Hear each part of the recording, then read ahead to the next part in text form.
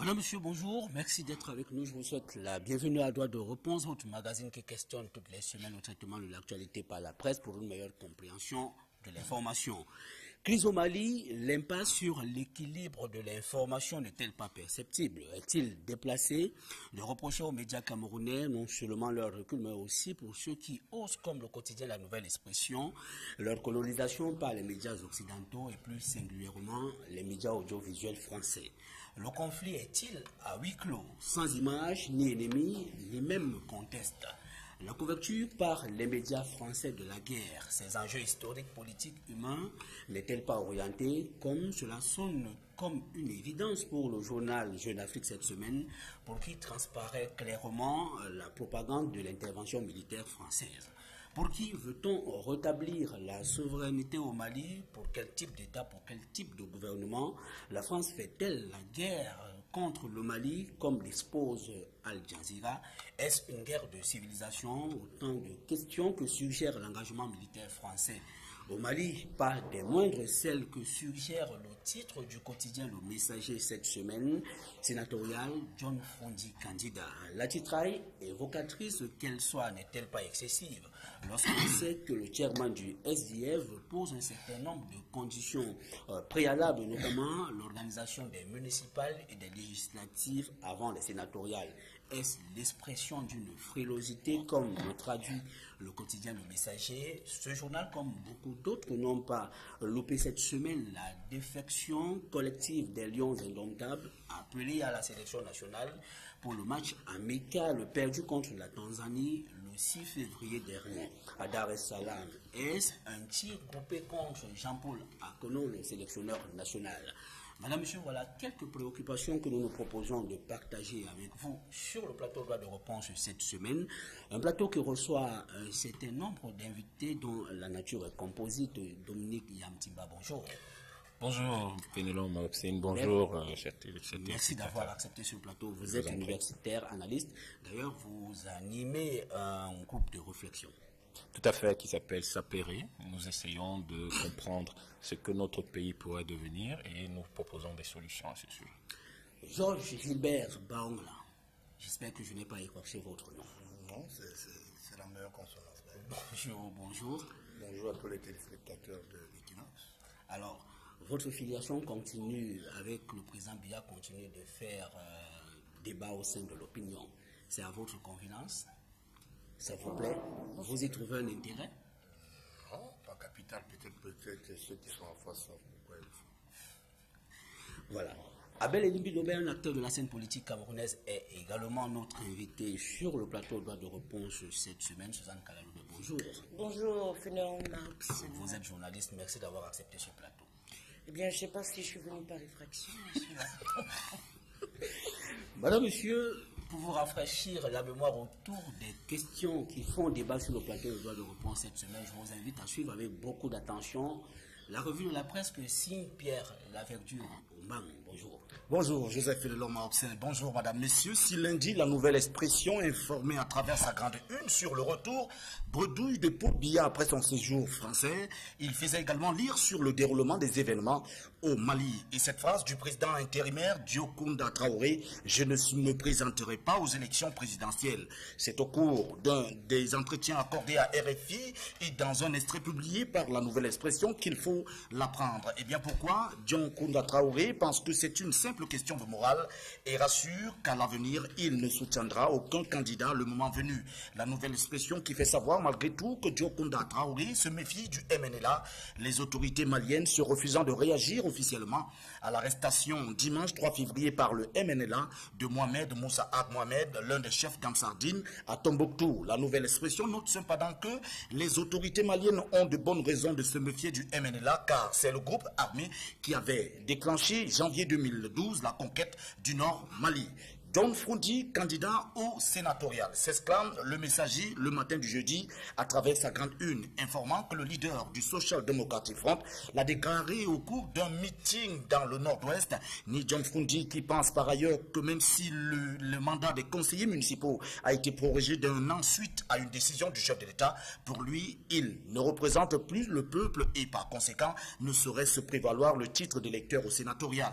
Le Messager qui note que le SDF contrôle seulement 16 contre 18 municipalités pour le RDPC et vu sous ce prisme, le SDF par d'office perdant dans son supposé fief naturel du sud-est. Et au même moment, au Grand Nord, on pense à la reconfiguration du paysage politique car la probable tenue des sénatoriales avant législatives annonce des bouleversements politiques. En politique, ça se dispute alors que les Lions indomptables passaient à tabac face aux Tanzaniens. Les Lions indomptables ont pris une défaite humiliante consécutive.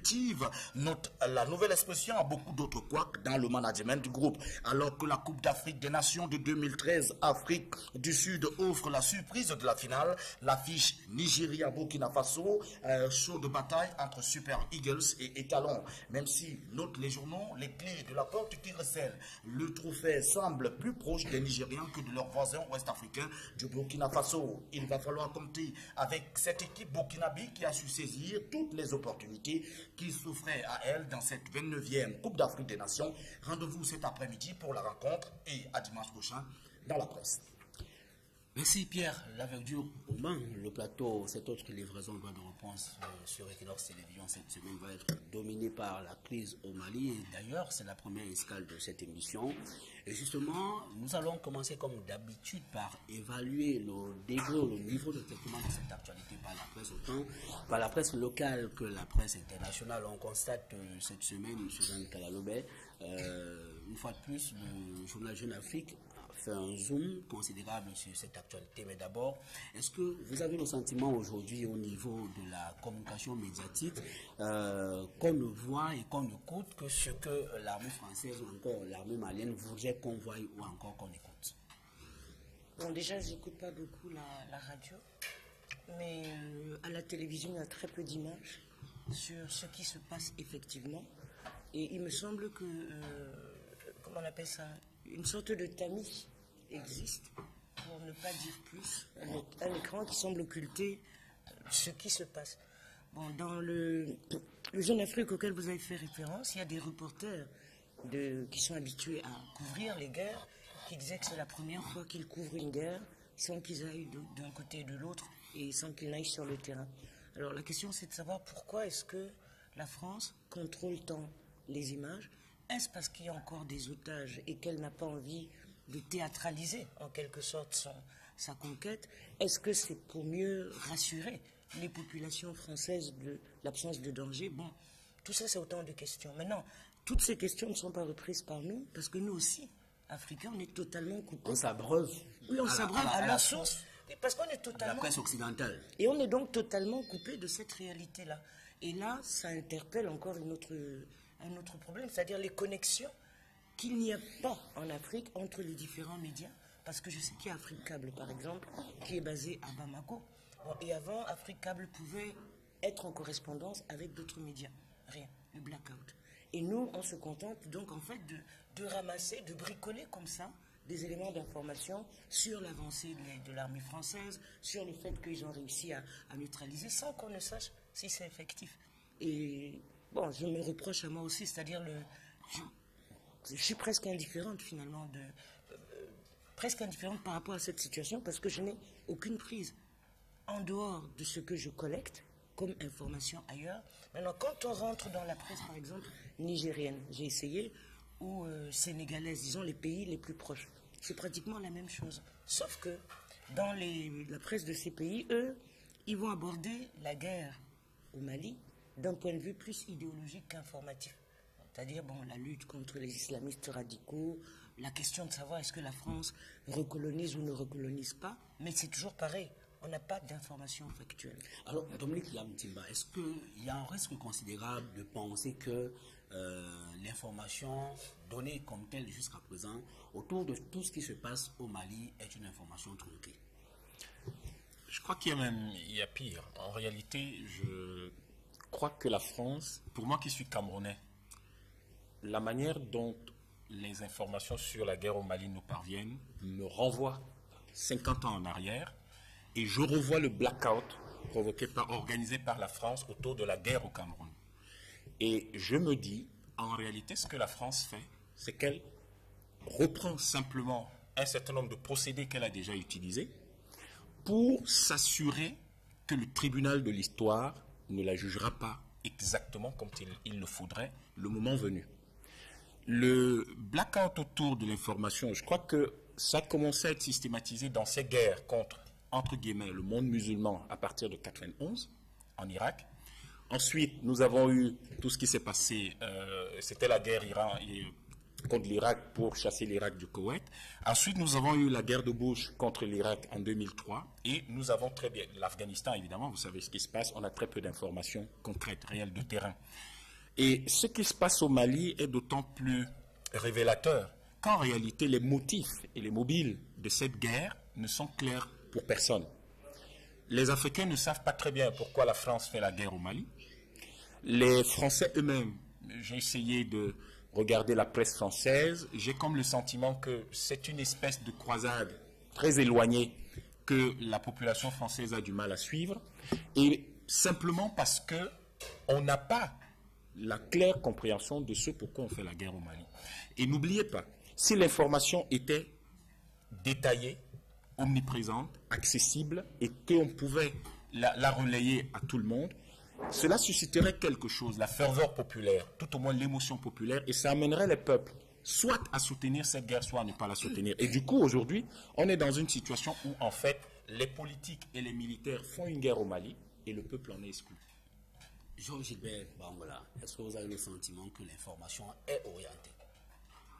Non, je ne pense pas. D'abord, j'incline, disons, une irresponsabilité des médias africains. Parce que quand à l'ère du XXIe siècle, quelqu'un peut penser qu'on peut faire la rétention de l'information à travers un système, je crois qu'on n'est pas en phase avec le professionnalisme dans les médias. Il n'est pas autorisé de dire aujourd'hui que la France peut gérer une information africaine dans la souveraineté africaine. Alors, mais est-ce que ce n'est pas ce qui se passe? Non, ce n'est pas ce qui se passe. Je veux dire. J'ai cru entendre tout à l'heure que, disons que les installations africaines ont été brûlées pour la cause. Je veux bien croire. Mais qu'est-ce qui demande que Equinox ne se retrouve pas là-bas? C'est immédiat, non? Le goût du risque. Le plus simple, c'est aussi ça. On ne peut pas faire la rétention de l'information parce que la France a occupé. Est-ce que ceux qui s'y retrouvent Oui. ont accès à cette information? Pourquoi pas? Mais cela est dit clairement dans le Jeune Afrique qui est paru depuis lundi prochain. Les reporters qui sont sur le terrain accèdent de manière très réduite à l'information. Ou alors s'abreuvent plutôt à la source des services de communication de l'armée, que ce soit de l'armée malienne ou alors de l'armée française. Est-ce que vous pensez clairement que cette guerre n'a pas d'ennemis? Où sont ces ennemis-là? Mais je pense que la guerre, quand il y a déjà disons, les gens s'affrontent, c'est qu'il y a une cause, il y a un intérêt, d'une manière ou d'une autre. Mais quand on parle de la rétention d'informations, je dis non, il faut éviter ce qu'on appelle les anciens biscuits. Cette histoire de colonialisme qui demeure dans les entités africaines. Il faut quitter un peu cet esprit. Le monde a évolué. Et si le monde a évolué, c'est pour ça que nous savons qu'au Cameroun, il y a plusieurs médias avec plusieurs lignes éditoriales. Personne n'interdit à personne d'arriver à l'information. Encore que le téléscripteur qui a été fait dans le, comme vous appelez ça, Jeune Afrique, n'est qu'un support. Vous ne savez pas si les Jeunes Afrique a des intérêts. Autre que ça, il faut faire attention, c'est un média concurrentiel. Donc, il faut faire très attention. Au niveau de la détention, je dis non. Maintenant, s'il faut prospectivement voir sur le terrain comment ça peut se passer, je pense que c'est une guerre d'intérêt. Ça veut dire que le colon réclame en réalité son territoire. Il faut voir les choses comme ça se doit. C'est une colonie, c'est normal, c'est une bataille, mais c'est la guerre, moi j'appelle ça la guerre des Touaregs, la guerre du sable. Pourquoi? Parce que toute cette guerre tourne autour des intérêts. Et si la France aujourd'hui trouve qu'ils peuvent protéger leurs intérêts, la bataille c'est au niveau des conventions. Ce n'est pas au niveau de ce qu'on appelle des armes. Parce qu'il faudra que l'Afrique cesse de penser que la zone d'illustration des armes qu'on fabrique, qu'on crée dans les usines, hein, ne devra pas être ciblée en Afrique. Qui sont derrière? Ça, c'est la première chose. La deuxième chose, il faudra aussi voir si la France, qui a une paternité réelle, vous avez signé des conventions. Vous ne pouvez pas les défaire de cette manière, je suis désolé. Crier sur le pantin, c'est bien. Mais quelles sont les méthodes que vous avez mises en place pour échanger?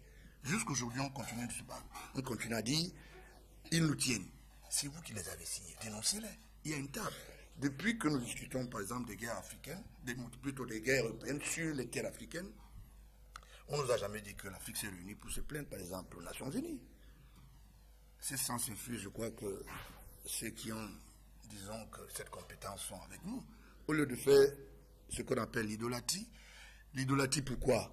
On pense toujours que, disons, en faisant ce qu'on appelle un documentaire, en pensant écrire sur, moi j'appelle ça les dictons, un livre, ça passe vite, le message passe. Mais la thérapeutique aujourd'hui, c'est aller face au problème. Créer une table discursive et qu'on avance. Et pour avancer, il faut éviter de penser le hier. Le hier, ce n'est plus normal. Parce que si vous dites toujours donc, la colonie revient, on va rester des années, on va rester en arrière parce que simplement... Il faut penser à s'auto-émanciper. Merci, c'est ça. Abel Elimbelo, merci de nous avoir rejoints à ce plateau. Oui, merci de m'associer à la réflexion de ce jour. Je pense que nous pêchons à ne pas comprendre que si nous considérons que nous sommes indépendants, souverains, et c'est à nous d'y mettre en contenu. Il faut, effectivement, comme disait monsieur tout à l'heure, j'appartiens à l'école qui voudrait que les gens cessent de demander une chose et son contraire. Si nous sommes indépendants et souverains, nous devons donner les outils de cette souveraineté. Le Mali n'a pas les outils de sa souveraineté. Il a été incapable de défendre son territoire. Il a appelé des pays africains à l'aider. Ils sont incapables d'arriver.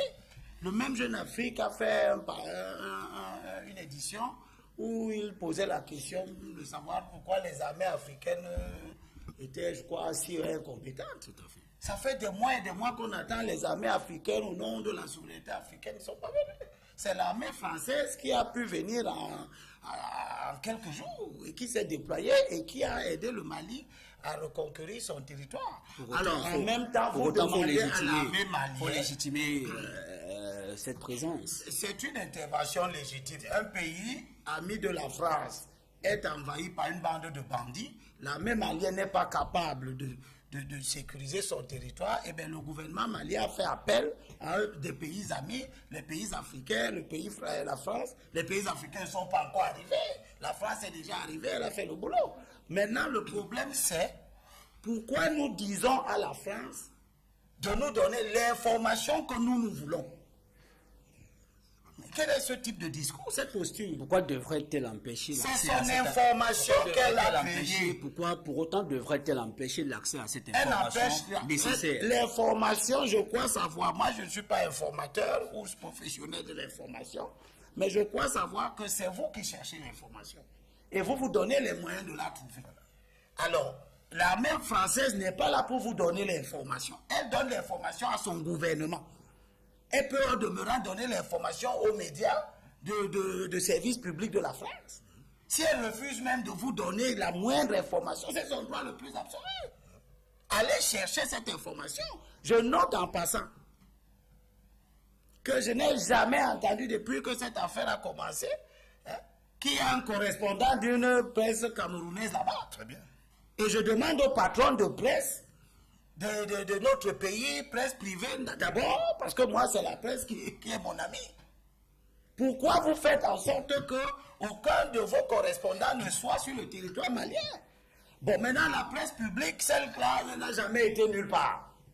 Elle ne sait pas aller, elle sait simplement couvrir les événements du président. Son chat est mort, on nous balance ça toute la journée. Mais voilà, elle a l'argent. Parce que vous n'avez pas d'argent. Elle a la publicité, elle a les redevances, elle a tout. Mais elle est incapable d'envoyer des gens au Mali et puis on fait un grand procès, on dit oui, la mère a interdit. Abel Elimbe-Lobé, Allez chercher votre information. pourquoi y aller alors que ceux qui sont sur le terrain disent clairement qu'ils n'ont pas accès à l'information?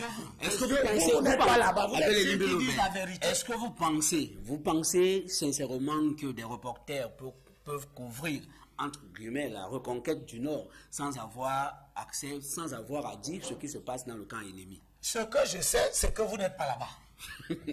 Ça, je le sais. Vous ne répondez pas à ma question. Si je réponds à votre question, allez d'abord là-bas. Quand vous serez là-bas et que vous n'arrivez pas à avoir l'information parce que les militaires vous ont empêché, là, on saura que nos amis, l'envoyé spécial de telle chaîne camerounaise était là-bas et on l'a empêché d'accéder à où on est en train de tuer les gens ou de les massacrer. Vous pourriez le moment venu mettre cela en doute aussi. Parce que Non, parce que ce qui m'intéresse, c'est que vos patrons n'ont envoyé aucun d'entre vous là-bas. Oui, mais pour une fois, je suis d'accord avec Elimbe. C'est-à-dire que nous n'avons pas pris nos responsabilités. Par contre, son désir de toujours fustiger son adversaire de toujours lui fait commettre des bévues. Parce que quand il dit que Cameroun Tribune, par exemple, n'envoie jamais ses correspondants sur le terrain, c'est faux. Ils sont là-bas? Non, ils ne sont pas au Mali. Ah, d'accord. Ils ont été souvent sur le terrain. Donc c'est vrai alors, Non, ils sont pas au ils Mali. sont souvent sur le terrain. Mais Quel terrain? Ils je voudrais revenir à cette guerre du Mali. Je pense que monsieur a tort de la réduire à une guerre de reconquête. J'ai lu quelque chose de très intéressant de Kofi Annan. En fait, c'est l'un des rares qui éclaire sur ce qui se passe. C'est-à-dire, ce n'est pas une guerre de religion, ce n'est pas une guerre de civilisation, c'est une guerre de rapine. Et il dit clairement que le Sahel est devenu la plaque tournante, ou bien, comment vous appelez ça? La passerelle. Un bassin ou une passerelle à travers laquelle les trafiquants de cocaïne, d'armes passent. Ça veut dire que c'est sans foi ni loi. C'est une guerre sans foi ni loi. Donc, c'est pas tout à fait... Et comme maintenant la France y va, la chose est complexe. C'est-à-dire que l'intervention française, elle aussi, elle est complexe quelque part. Parce que, en fait, c'est une guerre pas contre des armées, mais contre des bandits. On combat comment? Et je crois que cette complexité a paralysé bon nombre d'informateurs. Quand Elimbe-Lobé dit pourquoi on n'y va pas, même moi, qui pourtant ai des amis au Mali, je me suis désintéressée parce que je ne comprenais pas ce qui se passait. Quand on ne comprend pas, c'est vrai que je ne me félicite pas de ma passivité, mais je dis, pour aller au combat, il faut un peu savoir vers quoi on va. Et là, je suis d'accord avec vous, Elimbe, quand vous dites rien ne peut nous empêcher d'avoir accès à l'information si nous le voulons. Mais on est resté passif. On est resté passif parce que, moi j'ai l'occasion de parler aujourd'hui, je ne comprenais pas ce qui se passait. Mon premier réflexe avait été de dire, mais pourquoi la France intervient? Oh, c'est fini, c'est encore la colonisation. Puis j'ai dit non, ce n'est pas ça, quelque chose d'autre se passe, puisque les autres pays ont eu du mal à entrer dans la danse. Alors, quelle est notre responsabilité à nous? Quelle est la responsabilité des médias privés? Et quand vous dites que les médias privés n'ont pas d'argent, ce n'est pas une question d'argent, c'est une question de volonté. Non, bon. Et s'ils veulent, et le Mali, c'est pas... Si on a pu envoyer des correspondants en France, il y a eu des journaux privés qui ont envoyé des correspondants en France, ce n'est pas le Mali qui peut nous dépasser. Mais il n'y a pas une volonté, éditoriale, voilà. Dominique Yamitiba, est-ce que vous partagez cette hypothèse que la guerre au Mali n'est pas une guerre de civilisation, ce n'est pas une guerre contre une forme radicale de l'islam? Alors, qu'est-ce qui justifie cette intervention militaire française? Est-ce qu'aujourd'hui, la France peut justifier son intervention sur le plan de son opinion? Est-ce que la France a-t-elle déjà été victime sur le plan national d'une menace ou alors d'un attentat terroriste? La France, oui, bien sûr. Il y a eu de nombreux attentats terroristes contre la France sur son propre sol. Je pense que le problème, il faut tenir compte de tout ce qui a été dit, à savoir que tout ce qui a été dit sur on a appelé la guerre des sables, ou tout ce qu'on a dit en parlant de, finalement, le mandataire. Qui mandate l'armée française au Mali? On a parlé ici des accords de coopération militaire, etc. Il faut savoir que le problème, si aujourd'hui le Sahara est devenu ce qu'il est devenu, malheureusement, c'est les pompiers pyromanes. C'est-à-dire que le rôle que joue la France, par exemple, au Mali, c'est le rôle de pompiers pyromanes. C'est les mêmes gens qui ont transformé, du fait d'un certain nombre d'actions en Afrique et à travers le monde, qui ont transformé le Sahara en ce qu'il est devenu. Aujourd'hui, vous avez une telle quantité d'armes dans cette région, du fait de la guerre en Libye. Vous avez, parce que vous savez qu'il y a énormément de combattants, enfin, disons, de personnes porteuses d'armes qui ont dû quitter la Libye et qui sont réfugiés dans le Sahara. Tout le monde sait, depuis très longtemps, que, au fond, au Moyen-Orient, et ça, c'est peut-être la chose la plus grave, parce qu'on a le sentiment de se retrouver au début du XXe siècle, à la fin du XIXe, début du XXe siècle, où on cherchait un foyer juif. Et beaucoup se rappellent qu'à un moment donné, il a été proposé que ce foyer juif soit installé en Afrique, en Ouganda. Les gens se demandent si les grandes puissances, à un moment donné, n'ont pas imaginé créer dans cette espèce de no man's land, parce que le Sahara est vraiment incontrôlable, est-ce qu'ils n'ont pas imaginé que tous les terroristes du monde pourraient y trouver refuge et ainsi on les contrôlerait? Donc, c'est une hypothèse avancée aujourd'hui en matière de réflexion géostratégique. Et on se demande si la France, l'intervention de la France, que l'on croyait être l'intervention de la France, mais qui s'est avérée être l'intervention finalement de l'Occident, après la conférence entre Joe Biden et François Hollande, qui s'est avérée en réalité être quelque chose qui a été pensé depuis très longtemps, pas seulement, pas au moment où la guerre du Mali, la crise malienne a éclaté, mais manifestement bien avant, parce que, en même temps, il faut aujourd'hui se demander quel est le rôle du Qatar dans cette guerre-là. Il y a énormément de questions, et lorsque certaines personnes disent on ne comprend pas ou on ne comprenait pas nécessairement à un moment donné ce qui se passe, j'apprécie la réflexion de Kofi Annan, mais elle est sujette à caution dans le sens où, quand il était déjà secrétaire général de l'ONU, eh ben, tout le monde se souvient clairement du problème Touareg au Mali et comment il avait été abordé par l'ONU. On n'a jamais donné de suite réelle, concrète à cela, parce que, malheureusement, tout le monde sait qu'en Afrique, les problèmes des Africains, tant qu'ils ne représentent pas une menace importante contre les intérêts occidentaux, et là, quand vous voyez une guerre en Afrique, pensez toujours à l'odeur de pétrole et de gaz, et demandez-vous aujourd'hui pourquoi subitement une démocratie qui semblait être aussi solide que le Mali s'est effondrée comme un château de cartes. Les démocraties ne s'écroulent pas comme ça. Et l'hypothèse politique qui fait qu'on pousse tous les pays vers la démocratie, c'est que le consensus qui est à la base de toute bonne démocratie permet une solidité qui apporte aux différents pays, aux différentes nations, la force suffisante pour résister aux contre-coups auxquels elle est soumise. Donc, pour conclure, ce que je dis, c'est que la présence de la France est sujette à caution. Elle donne l'impression d'un pompier pyromane, parce que la France n'est que la tête de pont d'un groupe qui apparemment veut contrôler le Sahara, qui apparaît aujourd'hui comme la plus grande réserve d'hydrocarbures au monde, mais en même temps, est-ce qu'on ne cherche pas à créer un espace où on contrôlerait tous les terroristes du monde? Voilà la question. Est-ce que l'intervention militaire française, au regard de ce qu'il vient de dire, n'apparaît-elle pas comme une guerre contre le Mali?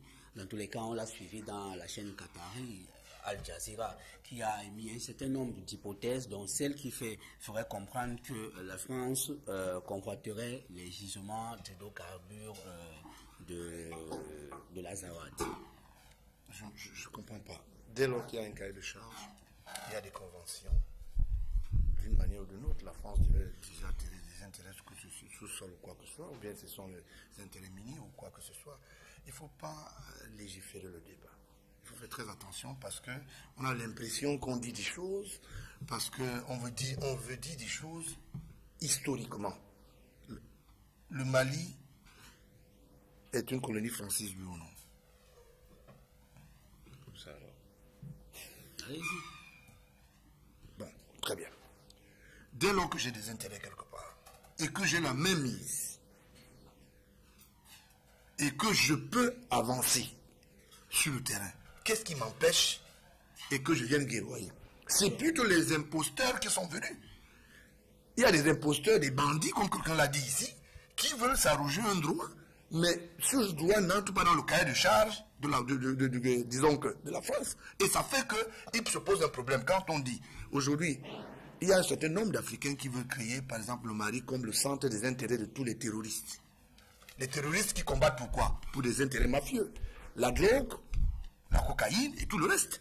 Et ça fait aujourd'hui que on veut faire croire aux gens que ça a commencé d'abord par les enlèvements.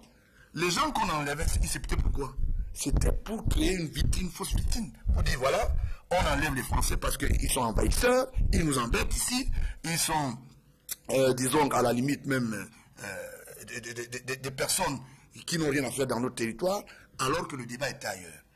Depuis que les trafics se font, les trafics des ossements, les trafics de la cocaïne, est-ce que vous savez que la plus grande passerelle aujourd'hui dans le monde est en Afrique? Et c'est le Mali qui est le centre. Parce que, facilement, dans le sable, on fait beaucoup de choses. Il faut qu'on tienne compte de cette histoire. Et alors, donc, si vous dites aujourd'hui que c'est une guerre de colonisateurs, bon, je dis, moi, je ne peux pas. Pas forcément une guerre de colonisation, on dit une guerre contre le Mali. Voilà. Mais est-ce que vous pensez que la France peut se prévaloir d'un certain nombre d'intérêts, d'un certain nombre de conventions, notamment des accords de défense, pour le cas exclusif du Mali, et ne pas s'en prévaloir, par exemple, en République centrafricaine, où les mêmes accords de défense existent, mais où la France a refusé d'intervenir? C'est très bien, je voulais simplement dire, le président Idriss Déby a envoyé ses troupes là-bas, non? Pourquoi les autres n'ont pas déployé les mêmes moyens? Ils sont mitoyens, non? Ça veut dire que s'il y a un problème, c'est que la France veut d'abord protéger d'abord la paix. Que vous vouliez ou pas, c'est la paix. Pour investir ou bien tirer des richesses dans un pays, il faut d'abord préserver la paix. Bon, maintenant, si le colonisateur, ou bien celui qui dit « je veux préserver la paix et j'ai des acquis », c'est normal, c'est tout à fait normal. Et personne ne peut défaire la France de son droit le plus absolu. Ce n'est pas la guerre d'un colonisateur vis-à-vis de son colonisé, comme on dit, mais plutôt la guerre des intérêts. Il y a des mafieux qui sont autour de ça, il y a des vendeurs d'armes qui utilisent le Mali comme un centre d'illustration aujourd'hui. Et vous n'avez pas fermé toutes les boutiques, ça continue à prendre les armes. Je pense que les États et nous avec, nous devons refuser cette espèce de discours qui veut que les Touaregs revendiquent un territoire. Si on leur donne même ce territoire, qu'est-ce qu'ils vont en faire? Si ces peuples qui prétendent avoir sa spécificité, et ils sont en haut du Niger jusqu'en Algérie et tout ça, si on leur donne ce Sahara-là, qu'est-ce qu'ils vont en faire? Vous aurez quelques personnes à la tête de ce peuplement-là qui vont aller faire les mêmes négociations comme maintenant chercher la France ou n'importe qui veut dire exploiter le pétrole, voler tout l'argent, appauvrir les peuples. Ils n'en feront rien.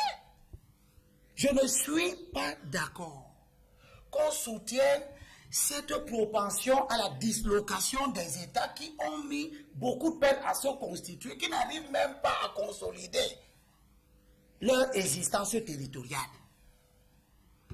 On a donc vu ces Touaregs organisés en Zawad, en ceci, en cela. Qu'est-ce qu'ils ont commencé à faire? La dénégation de la civilisation. Qu'est-ce que ça veut dire que vous trouvez des gens, vous commencez à leur couper les mains, vous détruisez les monuments historiques, tout ça, au nom? Vous savez, on peut commettre des actes de banditisme pur et simple qui relèvent de la mauvaise éducation d'un gang ou d'un groupe d'individus, et puis coller une idéologie derrière. La France a bien fait d'aider le Mali à se défaire de ces gens. N'ayons pas l'habitude, dès qu'il y a ce genre de problème, de construire une grande rhétorique avec beaucoup de géostratégie. Tout ça, ce n'est pas toujours efficient. Ce qui s'est passé en Centrafrique n'a rien à voir. En Centrafrique n'est pas un gang. Vous avez un mouvement politique qui ne demande pas à couper la Centrafrique en deux, qui demande une évolution d'un régime qui est là, qui est un régime totalitaire. C'est différent. Au Mali, vous avez un gouvernement démocratique, mais qui est un gouvernement d'un pays pauvre, qui n'a pas encore eu le temps d'asseoir les outils de la souveraineté. Et en même temps, vous avez une armée à l'intérieur de laquelle il y a des bandits. Ce capitaine-là qui a fait le coup d'État à 45 jours, Sanogo, à 45 jours d'une élection. Mais il voulait faire de la politique. Il aurait quitté l'armée et 45 jours après se présente aux élections. Les menaces ne sont pas toujours à l'extérieur. Il y a les menaces qui sont internes dues au fait que la culture démocratique elle-même n'est pas encore entrée. C'est une chose que les politiciens organisent des élections, que les gens aient des élections. C'est une autre que les militaires, parce que le militaire malien a-t-il la même posture intellectuelle et culturelle que le général français? Le général français ne pense pas à faire un coup d'État. Le général malien, lui, il pense à faire un coup d'État. Et donc, il représente une menace pour les institutions maliennes ou camerounaises et autres. En Centrafrique, c'est un président démocratiquement élu qu'un militaire a enlevé pour installer une démocratie à sa manière. C'est normal que les autres le combattent. Donc, ne faisons pas ces amalgames-là. Situons très bien les menaces. Ce qui se passe au Mali, c'est des bandits. Comme au Nigeria, vous avez Boko Haram, c'est des bandits. C'est des bandits et ils utilisent l'islam. Et enfin, je dis, je suis pour qu'on combatte tous les extrémismes religieux. Je ne suis pas pour qu'on s'asseye comme ça, quelqu'un se lève et il vous dit qu'au nom de son interprétation du Coran ou de la Bible, il commence à imposer aux gens telle ou telle chose. Celui qui ne va pas respecter la liberté des populations, à croire, à circuler, à aspirer à une forme d'organisation de l'État qui relève de l'autodétermination doit être combattu.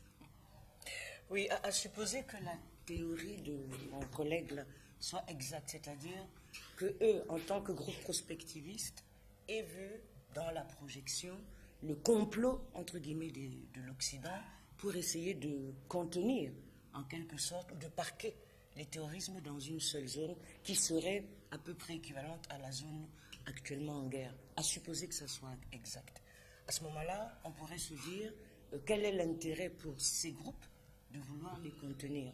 Mais maintenant, ce dont on se rend compte, c'est que le discours des chaînes comme Al-Qaïda ou d'autres chaînes comme ça, même des Boko Haram, Al Jazeera, pardon, c'est un discours pseudo-nationaliste qui essaye finalement, par démagogie, de faire croire à un envahissement de civilisation, alors qu'il y a plus d'interdépendance qu'il y a 50 ans dans le monde, qu'il y a plus d'interdépendance même de valeurs dans le monde. Donc pour moi aujourd'hui, ce qui se passe, il dit qu'Kofi Annan savait pour le problème Touareg, bien sûr qu'il savait, mais il savait aussi que derrière le problème Touareg, c'est un autre problème qui se cache, et que la revendication pseudo-nationaliste n'est qu'un prétexte pour faire d'autres choses. En ce sens, je suis d'accord avec Elimbi. Là, quand il dit justement que un des dangers les plus importants aujourd'hui sur la stabilité de l'Afrique de l'Ouest, c'est l'intensification massive du trafic de drogue et d'autres activités criminelles au cours de la décennie écoulée. Quand vous dites par exemple que le Mali, c'était une démocratie solide qui s'est écroulée, elle n'était pas solide, pas du tout. Pas du tout. Donc non seulement elle est naissante, mais n'oubliez pas que des gens comme ATT ont négligé la menace du banditisme au Sahel. Ils ont négligé. C'est un fait. Et pas eux seulement. Même nous, la plupart des États africains ont sous-estimé l'impact de toutes les guerres, Sierra Leone, Libéria, sur l'ensemble de leur pays. Donc il y a une mafia criminelle qui s'est instaurée dans le monde, qui gouverne aujourd'hui le monde, y compris certaines démocraties. Donc la guerre s'est déplacée de terrain. Aujourd'hui, c'est une guerre entre, je dirais, des États qui veulent retrouver le contrôle de l'économie et les prédateurs mafieux qui veulent prendre le contrôle de cette économie. C'est en ce sens, si vous voulez, que moi, ça ne me dérange pas que la France vienne guerroyer, si on peut dire ça comme ça. Mais pour finir, pour revenir au contrôle de l'information. Maintenant, dans ce contexte, l'information va forcément être contrôlée, M. Elimbi, dans ce contexte, dans le contexte de ces enjeux. Mais ça n'empêche pas que les journalistes, eux, doivent chercher à aller au-delà des murs. Mais aller au-delà des murs, ça suppose un certain courage. Je ne suis pas sûr que j'ai le courage d'aller à Bamako ou à Gao. Non, ça demande du courage, je ne suis pas sûr. C'est sûr. J'aimerais préciser 2-3 choses. Quand nous parlons de problème Touareg, nous n'entendons pas par là qu'il faille donner, qu'il faille soutenir la partition du Mali. Ce n'est pas dans ce sens-là.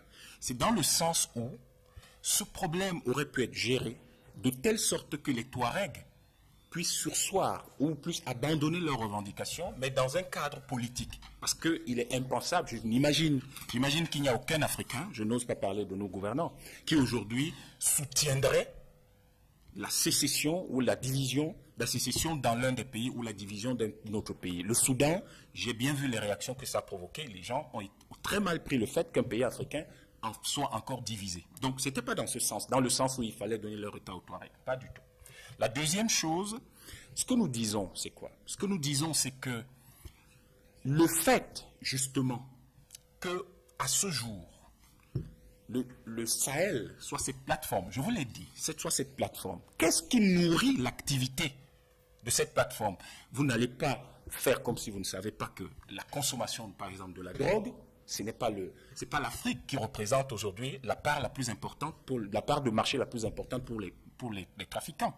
Donc, en fait, et ça, c'est la chose que nous disons, c'est que dans le contexte où on nous présente le Mali, je n'ai pas dit que le Mali en soi l'était, parce que évidemment, j'ai eu la chance de travailler sur un certain nombre de questions sur le Mali, je ne vais pas revenir dessus, mais en fait, ces démocraties maliennes, je suis d'accord avec vous, elle était naissante, mais en même temps, c'est toute la propagande, c'est toute la rhétorique sur le Mali comme modèle, sur la solidité des institutions maliennes, c'est ça que j'attaque, en disant, mais quels sont ces pays qu'on nous présente comme étant des modèles et qui s'écroulent comme un château de cartes, et après on veut nous faire croire maintenant qu'on l'accepte comme tel. Naturellement, il ne faut pas prendre au premier degré ce que disent les Qataris. Le problème, qui est l'un des problèmes de fond aujourd'hui, c'est que l'un des trafics, au-delà de la drogue, c'est quand même le trafic des armes. On sait que toutes les guerres qu'il y a eu en Afrique de l'Ouest, en Afrique du Nord, ont conduit à une telle quantité d'armes, on produit une telle quantité d'armes dans cette région que naturellement, moi je n'appellerais peut-être pas ces gens bandits, mais je les appelle, je dis simplement que il y a des problèmes, des personnes qui vivent en marge de la légalité. Comment arriver à contrôler ces personnes dans cette zone qui est immense? Est-ce que la France a besoin de venir faire une guerre autour de laquelle elle fait le blackout de l'information sous le supposé prétexte que l'armée française n'a de compte à rendre qu'à son gouvernement, alors qu'elle fait la guerre au Mali en accord avec le gouvernement malien? Il y a un problème. Parce qu'en même temps, il ne faut pas l'oublier, les tolérances de la communauté internationale ont conduit, parce que quand il y a une crise, quand il y a une catastrophe, dites-vous bien qu'il y a eu un certain nombre de négligences, un certain nombre de tolérances qui ont conduit à cela. Et si, je n'ose pas tirer sur l'Union africaine aujourd'hui, parce que ce serait comme tirer sur un corbillard, parce qu'on ne comprend pas pourquoi les Africains n'ont pas pris à bras le corps ce problème après ce qui s'est passé en Libye, après ce qui s'est passé en Côte d'Ivoire. Donc c'est ce qu'on espérait. Et du coup, ce que nous disons, c'est que aujourd'hui, les intérêts d'hier, qui étaient simplement le trafic, sont nourris par de nouveaux intérêts qui sont par exemple les hydrocarbures. Et en général, après ce qui s'est passé au Soudan, nous craignons justement que ce soit les mêmes pompiers pyromanes qui sont en train de pousser à cela. Voilà, je voudrais qu'on revienne sur un aspect que Abel Elimbidobe a mentionné un peu plus haut. Aujourd'hui, est-ce que le débat sur l'existence d'une véritable force d'interposition africaine ne revient pas sur la sellette? Parce qu'on a suivi les chefs d'État africains lors du sommet de l'Union africaine les 27 et 28 janvier dernier. Ils ont salué la présence, en tout cas ils ont souhaité saluer même la présence de l'intervention militaire française. Est-ce que cela ne pose pas le problème d'une force d'interposition en Afrique, Georges Gilbert Bangla? Je crois que, disons, l'Union africaine devra d'abord se faire prévoir un statut réel, parce que, vous savez, je suis pour qu'il y ait vraiment l'Union africaine, ou bien des forces africaines, des forces armées africaines à travers l'Union africaine, mais je pense qu'il y a un problème de manquement grave. Le cahier de charge n'est pas respecté. Pourquoi les Africains applaudissent toujours? Il ne faut pas applaudir. Pour que le président Idriss Déby envoie ses troupes là-bas, c'est un consentement, c'est une décision qui l'anime. Il dit, je veux, parce que je veux respecter un certain nombre de choses. Vous avez vu, par exemple, au Cameroun, on a envoyé un certain nombre d'éléments au niveau de la Centrafrique quand il y a eu une certaine tendance. C'est comme ça qu'on agit. On ne va pas passer le temps à applaudir, parce qu'il y a certains petits malins qui ont d'autres intérêts mafieux. Hein? Et ces intérêts leur poussent à prendre des positions plutôt d'applaudissement que de réalisation. Et pour qu'il y ait une constituante autour de l'Union africaine, il faut se doter des moyens. Ces moyens, on les a. Ces moyens, on les a. On n'a qu'à dire, voici ce que nous allons faire, voici comment nous allons faire constituer notre armée, hein, pour qu'à tout moment, s'il y a des troupes quelque part, pour qu'on agisse. Mais on n'arrive pas parce qu'il y a une peur bleue qui anime un certain nombre, excusez-moi, de chefs d'État. Il y a d'autres qui pensent, c'est pas tout le monde qui dit aussi. Vous comprenez? Quand on dit aussi, c'est parce qu'on assume. Voilà. Oui, je pense qu'on peut toujours avoir ce que j'appellerais des pétitions de principe. Il faut une force d'interposition en Afrique pour contrôler les crises. Mais à mon avis, ce n'est pas la solution. Parce que le problème, c'est pourquoi les crises sont-elles de cette nature? Et ce n'est pas n'importe quel type de force d'interposition. On a vu pour le cas de cette guerre du Mali que ce n'est pas une guerre comme les autres. De la même façon que l'agression contre la Libye n'est pas une guerre contre les autres. Donc en fait, ce qui se passe aujourd'hui dans le monde, c'est une reconfiguration en réalité et des combats et des enjeux et des intérêts. L'Union africaine, dans la position dans laquelle elle se trouve, même les États africains sont inaptes pour le moment à pouvoir résoudre ce type de conflit et avoir le contrôle de ces conflits. Puisqu'il faut réussir déjà à être des entités économiques fortes, des États totalement souverains, pour qu'il y ait une force d'interposition africaine qui puisse être efficace. Donc on peut toujours dire, il en faut une, moi je suis pour, mais il faut la fabriquer, et comment la fabriquer?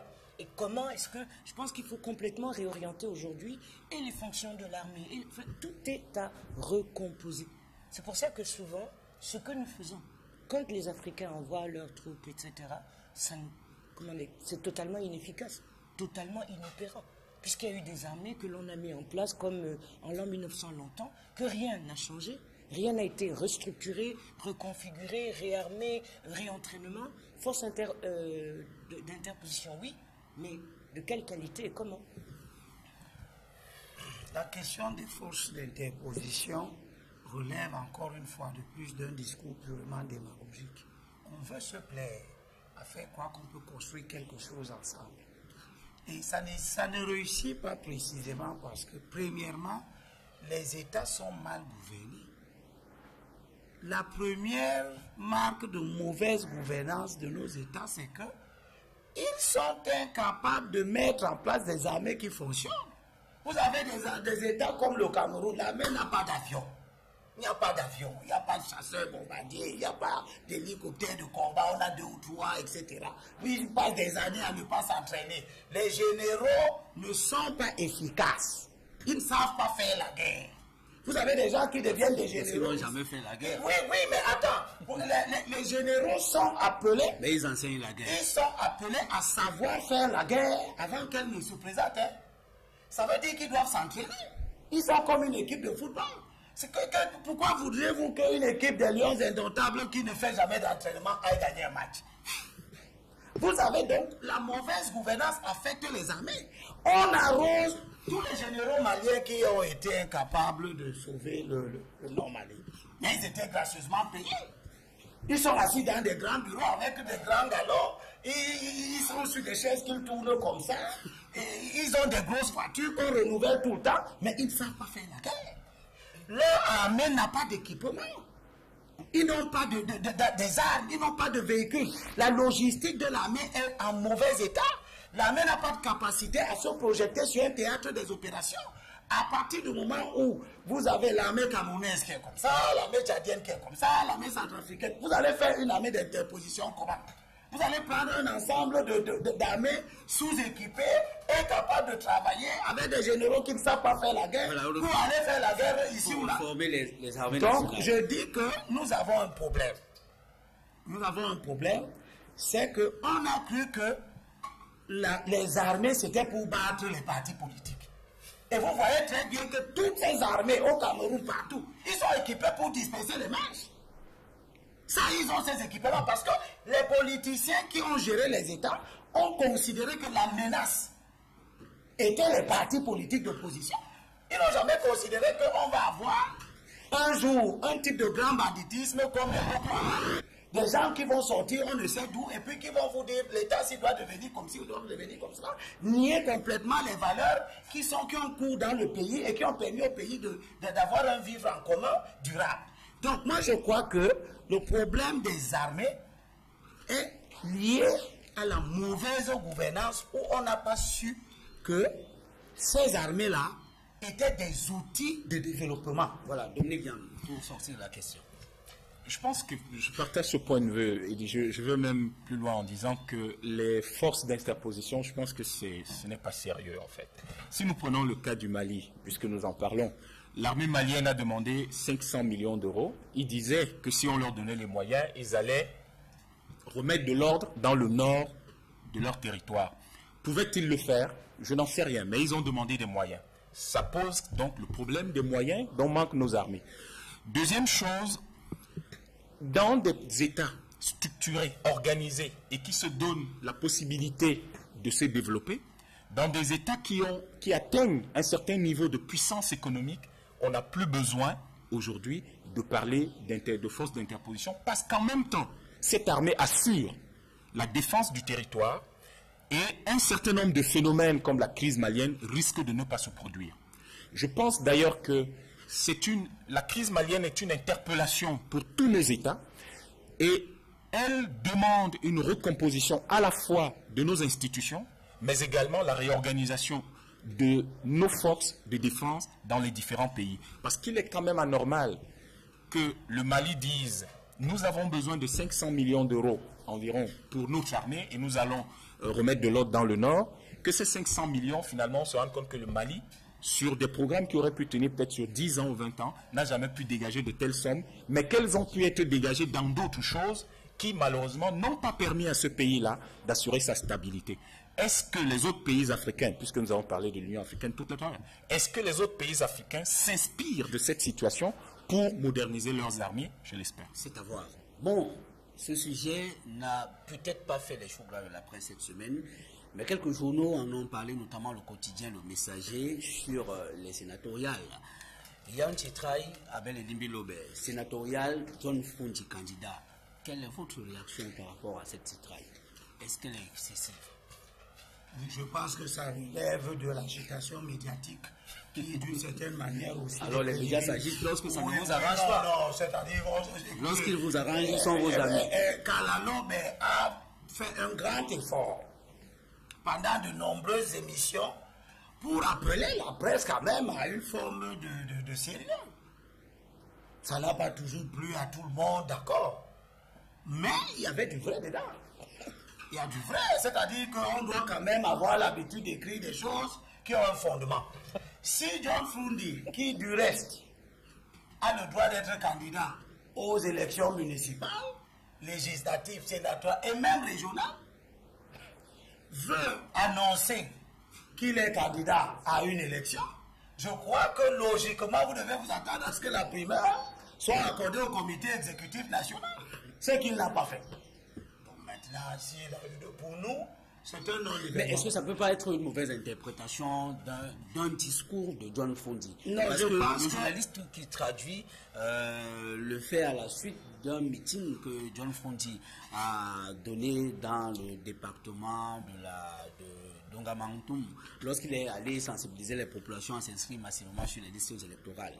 Est-ce qu'il n'a pas fait une déclaration qui pourrait peut-être pas équivoque, mais qui pourrait être un peu confuse?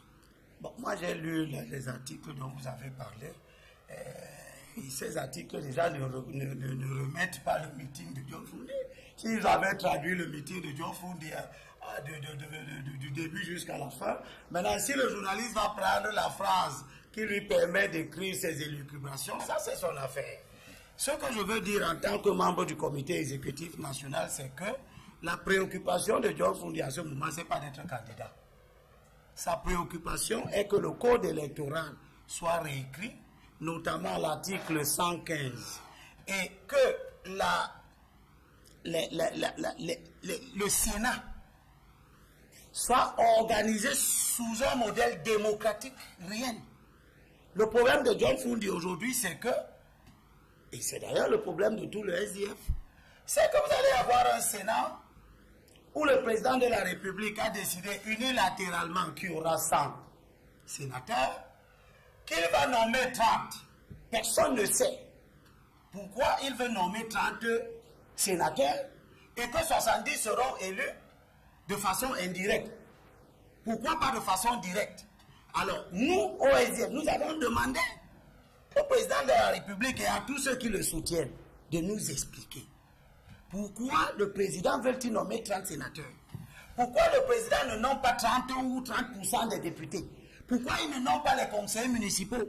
S'il estime qu'il a suffisamment d'intelligence pour être très bien capable de nommer de bons sénateurs, la même intelligence expliquerait qu'il nomme tous les députés. Alors, nous allons vers une architecture institutionnelle à géométrie variable et dont la variation de la géométrie finalement repose sur de l'arbitraire. Vous aurez 30 sénateurs qui n'ont fait aucun dossier, 70 qui ont fait un dossier de candidature en payant une caution d'1 million de francs, qui peuvent perdre à tout moment s'ils n'ont pas 5% de suffrage valablement exprimé. Et les 30 autres qui sont sous la table en train de faire des négociations, acheter les consciences pour être nommés par le président de la République. Avec ceci que parmi les 30 sénateurs que le président va nommer, peut sortir de là le président du Sénat. C'est-à-dire que la loi aujourd'hui ne spécifie pas les différences demain entre les sénateurs nommés et les sénateurs élus.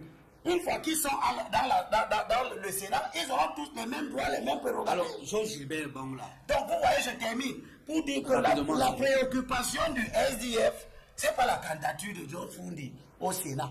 C'est que le Sénat soit une institution démocratique et que ce soit les Camerounais qui désignent les sénateurs, exactement comme les Camerounais désignent les députés, et nous appelons à la suppression de l'article 100. Est-ce que vous avez le sentiment, puisqu'on entre directement dans le fond, est-ce que vous avez le sentiment qu'il y a une impasse sur cette institution?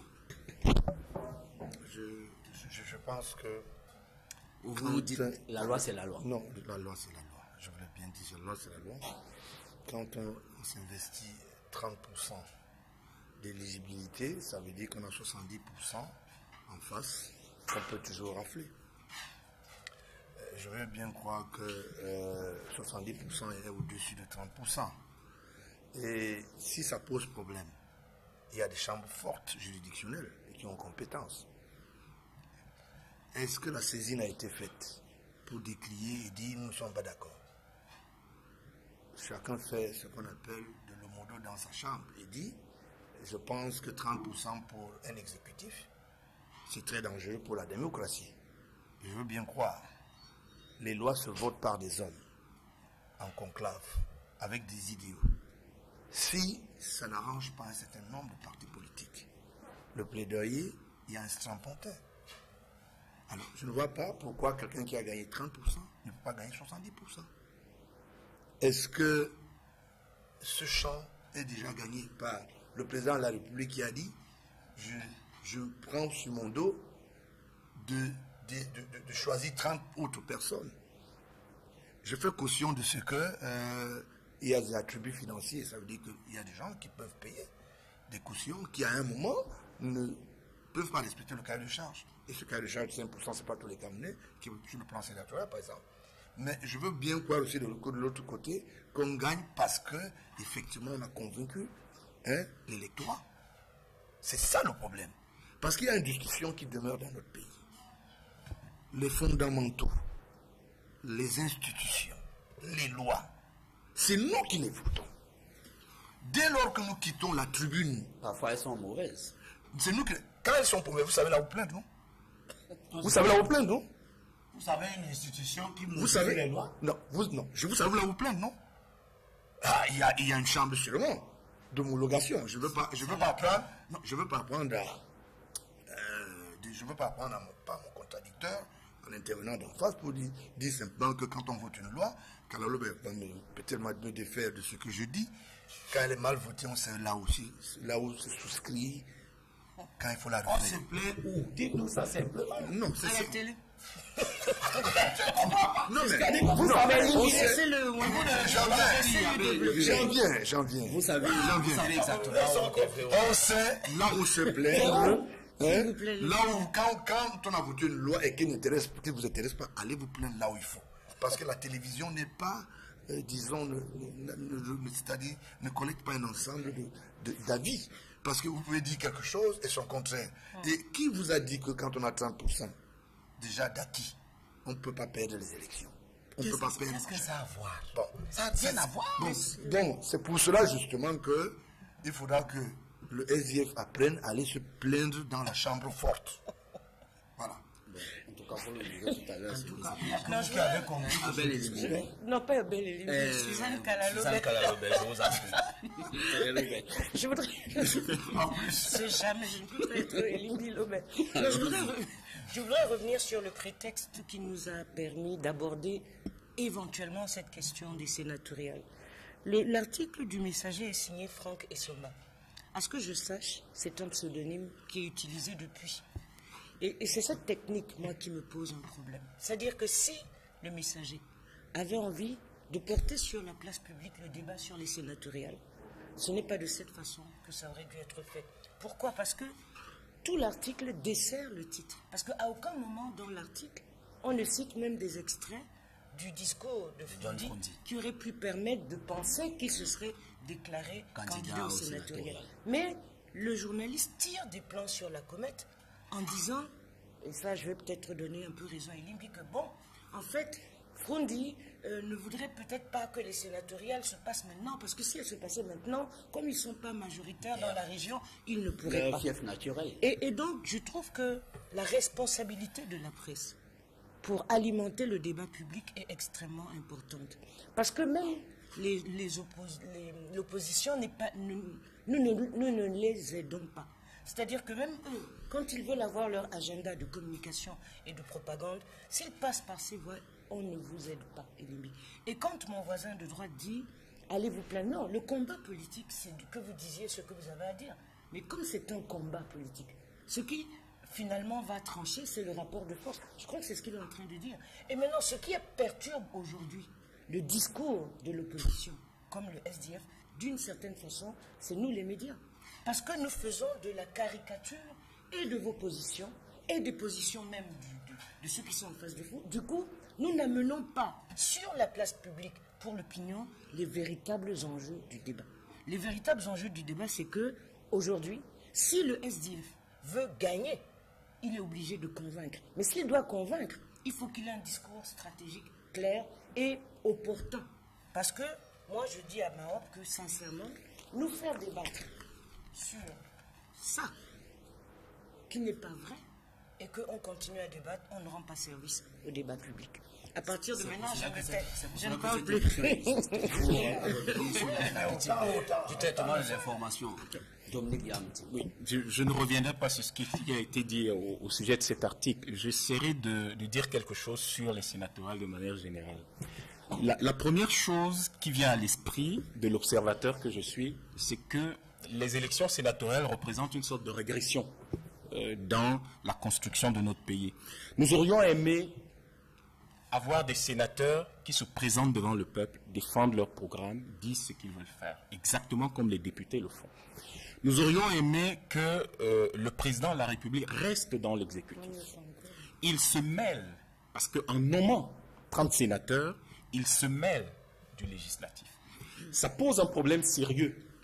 Comment voulez-vous que 30 sénateurs nommés par le président de la République, à un moment ou à un autre, s'opposent à lui? C'est un acquis qui fausse le jeu politique. Deuxième chose, le suffrage indirect. Comment voulez-vous, et je crois que c'est probablement l'un des problèmes de l'opposition, comment voulez-vous que l'opposition arrive à faire entrer des personnes au Sénat lorsque la grande majorité des électeurs de ces sénateurs-là sont en fait dans le camp d'en face? Parce qu'il me semble que ce sont les conseillers municipaux qui vont élire les sénateurs, qui vont les choisir. C'est ce que la loi dit. Voilà. Donc, aujourd'hui, ces conseils sont majoritairement contrôlés par le parti au pouvoir. Non, les conseils municipaux. Il faut parler des conseils municipaux. Je parle des conseils municipaux. Je reviens à cela. C'est-à-dire qu'en fait, le rapport de force, le problème est que vous ne pouvez pas utiliser votre force à outrance. Dans un pays ou dans un groupe, dans une organisation, vous ne pouvez pas impunément, à terme, utiliser votre force de manière excessive. Après, cela va vous desservir. Parce qu'aujourd'hui, le Sénat représente quoi aux yeux de la plupart des jeunes Camerounais qui sont par exemple dans la trentaine ou la quarantaine commençant? L'idée qu'ils se font du Sénat, c'est que cela va être une institution alternative à celles qui existent déjà et qui sont contrôlées de manière monopolistique. Et si nous revenons au XXIe siècle parler de suffrage indirect, dans un État qui est, dans une démocratie qui est en construction, c'est-à-dire que nous limitons l'expression du peuple, cela constitue une régression et cela risque de desservir justement ceux qui croient que dans le rapport de force actuel, ils contrôlent les choses et ils veulent continuer à les contrôler de cette manière-là. C'est ça le problème de fond en réalité. Si demain, s'ils avaient été dans la situation de l'opposition actuelle, si demain, parce que vous ne savez pas comment le peuple peut réagir, l'Assemblée nationale, les conseils municipaux, on a vu ici l'opposition contrôler énormément une bonne partie des mairies à un moment donné. Si cela se produisait, le président de la République se retrouvait dans quelle situation pour diriger le pays? Donc il faut en réalité qu'on mette toujours en avant la liberté, qu'on défende toujours la liberté du peuple, l'autodétermination du peuple, parce qu'en mettant le suffrage indirect, vous limitez et vous piétinez l'autodétermination, la liberté du peuple. Je voudrais dire à tous ceux qui pensent avec un discours très éclectique que, contrairement à ce que les gens répandent partout, rapport de force, rapport de ceci, la politique dans un pays, ce n'est pas une question de rapport de force.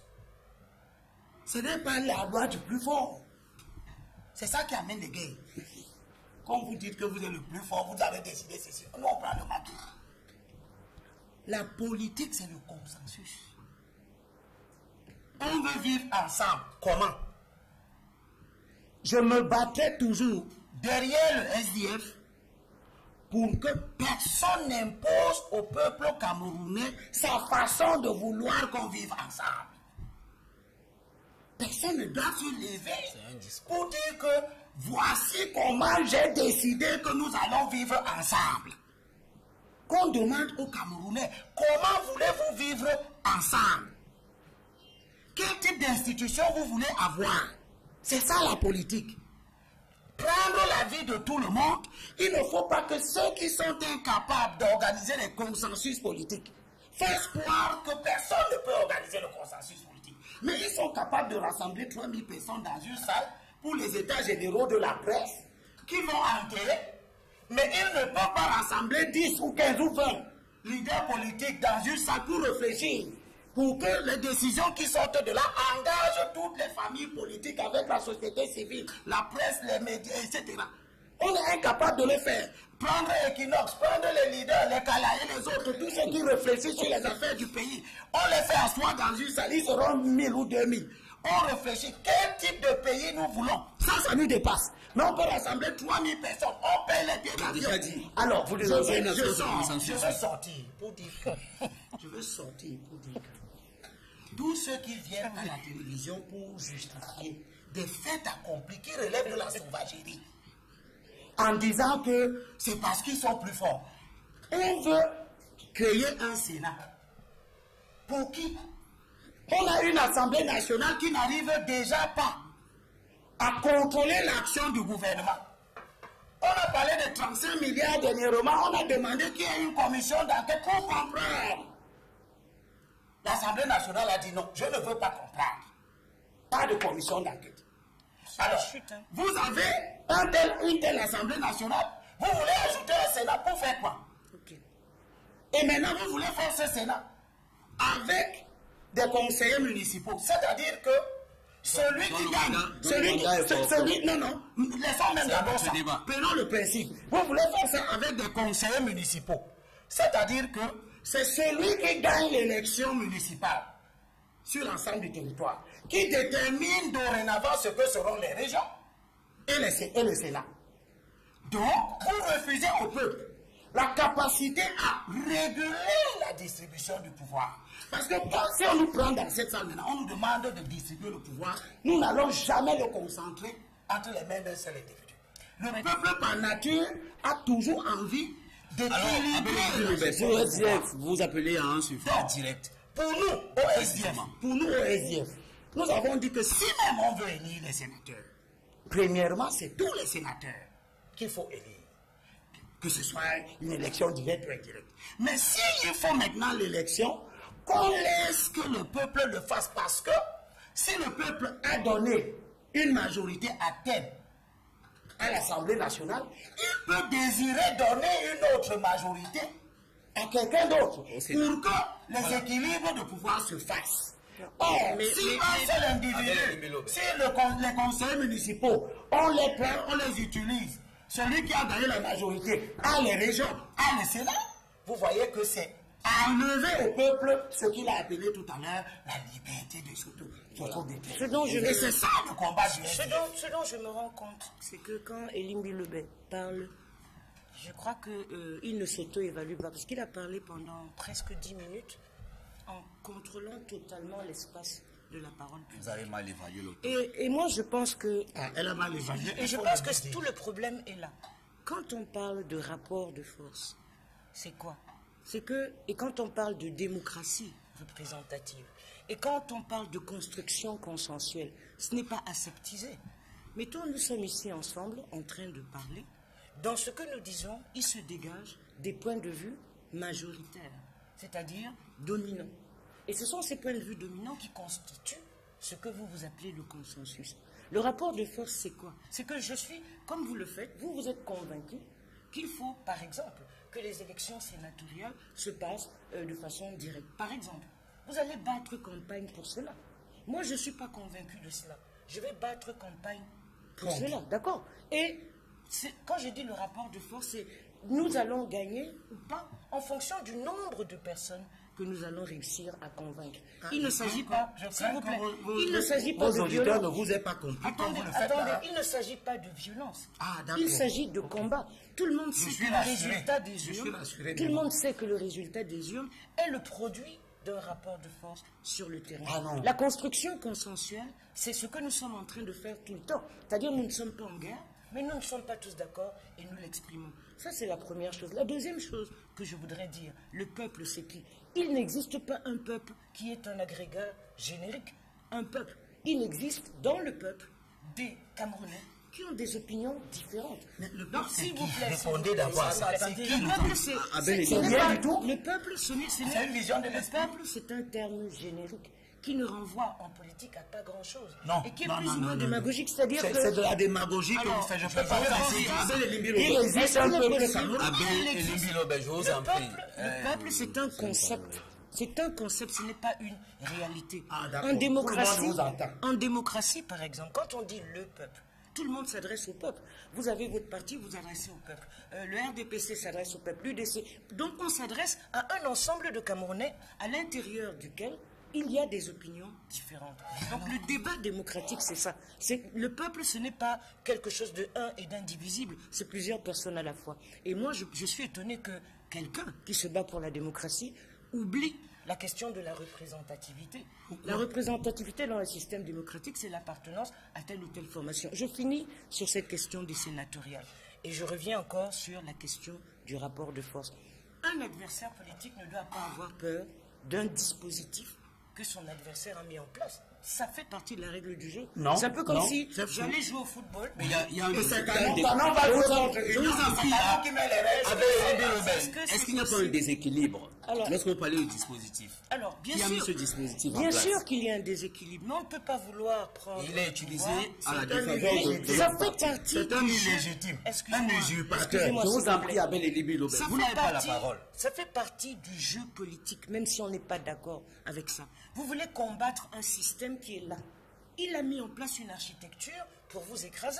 Donc, quel est votre jeu à vous? C'est de développer une stratégie pour le renverser. Comment les révolutions mondes se sont faites? Comment les autres pays ont transformé le rapport de force? Comment l'ANC est arrivé au pouvoir? En faisant le plaidoyer pour des valeurs, pour la justice, en mettant en place des stratégies de contournement, en recrutant des gens, etc. Donc, ce que je veux dire... Pourquoi vous éludez la guerre civile? Je vous en prie, Abel Elim Bilobé. Vous n'avez pas la parole. Mais c'est comme ça qu'il va. Vous prenez du temps dans le temps de parole. C'est un débat très dangereux de faire. Abel Elim Bilobé. C'est un débat très dangereux de faire croire aux gens qu'on doit utiliser tous les moyens. J'en appelle à votre courtoisie, à votre discipline. Vous n'avez pas la parole. C'était la guerre civile. Donc c'est ça les démocrates selon Abel Elimbi. Je voudrais terminer, même si ça le dérange. Je crois que la culture du consensus que Abel Elimbi prône devrait l'amener à dompter sa fougue et d'avoir la gentillesse d'écouter de manière consensuelle un adversaire ou son contradicteur. Ce qu'il recherche dans le consensus, et il comprend même. Le rapport de force dans la discussion, ce n'est pas de crier intempestivement sur son adversaire. Comme dans la politique, ce n'est pas de créer des lois pour écraser les autres. Prendre le temps d'écouter et d'écraser son adversaire par la force. Non, nous on n'écrase personne. Vous m'écrasez en on gagne des élections, vous faites le parasite. Ça n'a rien à voir avec vous utilisez la force publique, etc. Elimbi, vous utilisez la force de votre voix pour empêcher les téléspectateurs de m'entendre. Non, pas du tout. Moi j'ai une voix douce. Vous parlez depuis plus de 15 minutes. Tout à l'heure que j'ai Vous aussi, vous avez mal évalué le temps. Non, j'ai une Dans voix. tous les cas, vous évaluez Je mal finis le tout temps. de suite. J'ai une voix douce, Bon, bien je vais vous plus retirer la agréable parole à que la tous les vôtre. deux. Il faut laisser les gens l'écouter.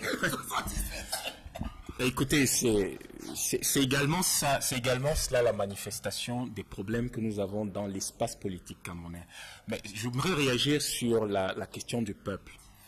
Je pense que c'est à force de considérer justement que certaines réalités sont tout simplement des concepts éthérés qu'on finit par perdre pied par rapport aux problèmes concrets de tous les jours auxquels nous devons faire face. Le peuple n'est pas une réalité, n'est pas quelque chose qui n'est pas concret, qui n'est pas réel. Le peuple, c'est monsieur tout le monde. Le peuple, c'est dans le contexte de notre causerie de ce matin, le peuple, c'est l'ensemble des personnes qui sont des électeurs potentiels. Et il reste que, pour revenir, pour que ce peuple-là s'exprime, il ne faut pas que certains s'accaparent le pouvoir d'une manière tellement importante que cela empêche d'autres voix de se faire entendre. C'est cela qui amène dans un pays comme celui-ci qu'à un moment donné, quel que soit où l'essentiel des efforts de développement, en fait, sont bloqués parce que malheureusement, en réalité, on a comme le sentiment qu'il n'y a pas d'alternative. Il n'y a pas de discussion possible, il n'y a pas de débat, les points de vue contradictoires n'existent pas. Et il faut savoir une chose, l'une des causes de la stagnation économique de l'Afrique, c'est justement le manque de démocratie. C'est justement le manque de considération pour le fait que le peuple commence par l'individu lambda, ensuite l'individu alpha. Et c'est toutes ces personnes considérées une à une qui constituent le peuple. Et lorsque chacun de ces individus est incapable d'exprimer son point de vue librement, et qu'une classe de personnes qui s'appellent les élites, intérieures et extérieures, ces gens d'ineptie camerounaise, ces gens-là accaparent la totalité du discours public, accaparent l'espace public, empêchent les autres de s'exprimer.